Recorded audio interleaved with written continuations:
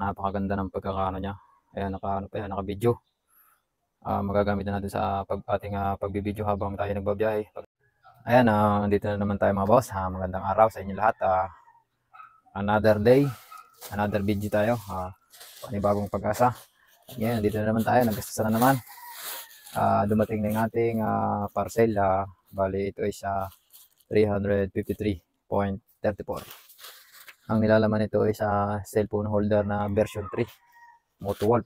Ayun, unboxing natin to at para makikabit na rin natin dito sa ating motor. Okay. Buksan na natin at baka unahan pa tayo ng iba.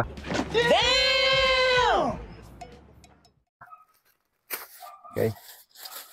Ito yung isa sa dapat meron tayo pag tayo motorcycle rider. Yan, nabubulol tayo. Okay. Kailangan natin ito sa araw-araw na pagbabiyahe. Yan, nagastusan na naman tayo. Nagastusan na naman. Sa bagay, hindi rin naman natin malalagyan ng cellphone yung pera. Will you please repeat it? Ayan, nandito na yung nilalaman niya. Ito yung cellphone holder. Ayan, wow. Maganda to. Dahil ito nga pala is yan, Moto-Wolf. Mobile phone holder, bicycle, electric, bicycle, motorcycle. Yan, Moto-Wolf. Hindi tayo sponsor nito pero Moto-Wolf baka naman. Wait a minute. Who are you? Ayan. Ito na yung bali may kasama na rin siyang tawag dyan, spanner. Naghanda pa naman tayo ng ng adjustable wrench. Meron palang kasama ayos. Maganda to, maganda. Hindi mo na kailangan maghanap ng spanner. At yan, yung mga lalaman niya, mayroon siyang mga nut dito na may kasama ng anti-vibration. Okay. Baling in order ko pala is pang siya, clamp type. Dahil dalawang klase ito, merong clamp type at merong side mirror type. Yung dito kinakabit. Para hindi natin galawin to. Ang in order natin is clamp type na para matibay din. Okay. Bali ito yung niya, yung holder, cellphone holder. Nakalagay naman yung user manual dito. Paano natin kakabit yan. Ayan, napakaganda pala nito. Ayan, pwede siyang 360. Kahit saan mo dalhin, pwede. Huwag mo na tatanggalin sa motor. Ayan, ayos to ayos. Ayan, Moto-Wolf, legit. Ayan, salamat sa seller at dumating na yung ating cellphone holder. Ngayon, meron pala siyang dalawa yung kanyang pinadalang U-bolt. Merong extra isa. Ayan, maganda to. Ayan, bali dalawa siya. May extra isa. Ngayon, yung isa itatabi na lang natin. Siguro naman stainless din to.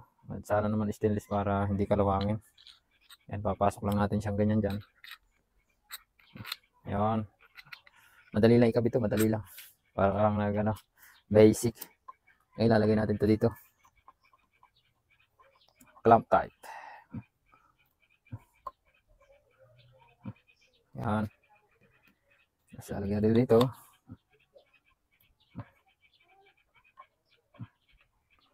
Ayan, patok pwedeng rin pala ito sa mga katulad kong content creator.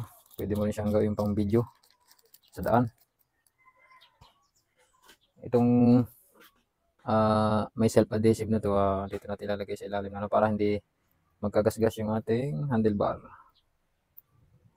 Ayan, dito natin siya ilalagay. Ayan.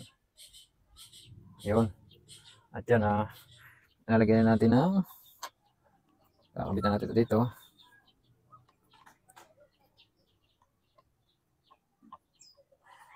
Tapos nut, flat washer. Tapos ay nut. Ayan. Napakadali kabit. Flat washer, nut.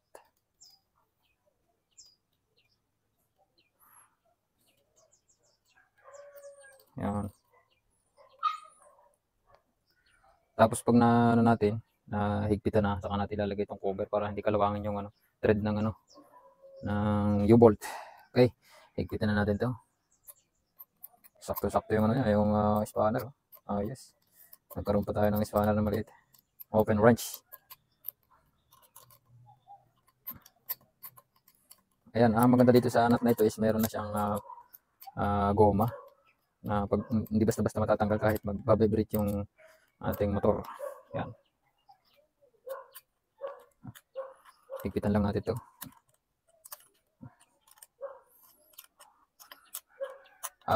Kung halimbawa kayo sa katulad niya mga naglalasada, yung bagay na bagay ito. Sa mga delivery rider at saka syempre mga naglulong ride, ang mga gusto mag video habang tumatakbo ang motor, pwede ito. Napakaangas. Saglit lang. At yan mga boss, nahigpitan na natin. Yan. Nahigpitan na natin. Yan. Itong may dalawa siyang cover ng ng bolt, U-bolt yan. Dito natin ilalagay. Siguro naman wag lang tong pakialaman ng mga manggagalaw. Hindi yan basta-basta matatanggal dahil naka sa thread. Okay. Ayan, ayos na ayos. Wow. Ang maganda dito is ayan. Madadala mo siya kahit saan. Ayan, mas maganda nasa gitna. Tama-tama. Higpitan lang natin yan. Ayan. Ayan, napakaganda. Ayan. Sa mga gustong bumili ng ganito, bumili na kayo. Sana all. Dahil napakaganda pala nito. Tama-tama. Bali yung yung link is ilalagay ko lang sa description box para maka-order din kayo ng ganito. Okay. Testingin natin lagyan ng cellphone. A few moments later. At yan mga boss, kitang-kita nyo naman, ayan, napakaganda ng pagkakaano niya. Ayan, naka-video. Magagamit na natin sa ating pagbibideo habang tayo nagbabiyahe, pag tayo maglolong ride. Ayan, ang ganda. Ayan. Kahit saan mo siya dalhin dahil dalawa yung pihitan niya. Meron taas, meron baba. Ayan. Okay. Ayan, sa mga gusto mag-order nito, ayan. Pwede ito sa motor nyo. Napakaganda, fit na fit. At saka talagang pang heavy duty. Kita nyo naman yung niya, ang kapal. Ang kapal at saka alloy. Hindi siya plastic, alloy talaga siya. Tigas. Napakaganda. Tatry natin ito mamaya kung hindi maalog. Tatry natin yan na mag-ikot-ikot muna tayo para matesting natin kung hindi siya maalog. Okay.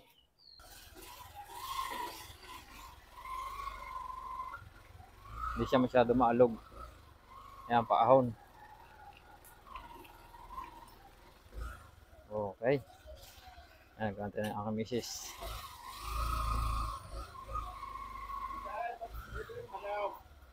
Ayan. Parang naambon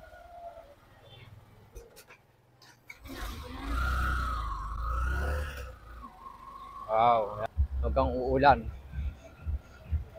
Patay tayo dyan.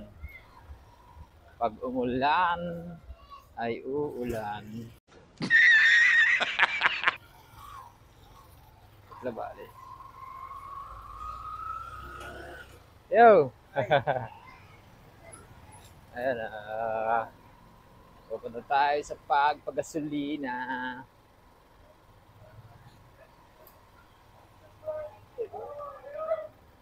Labali. What? Ayan, nandito na tayo sa Petron na Tongbo. Petron Tongbo. Magagas tayo dito mga boss. Okay. Ayan, ayos na. Paggas na tayo. At yan mga boss, hanggang dito lang muna ating video. At sa mga gustong mag-order dyan, ilalagay ko na lang sa baba yung link sa description box. Okay, thank you.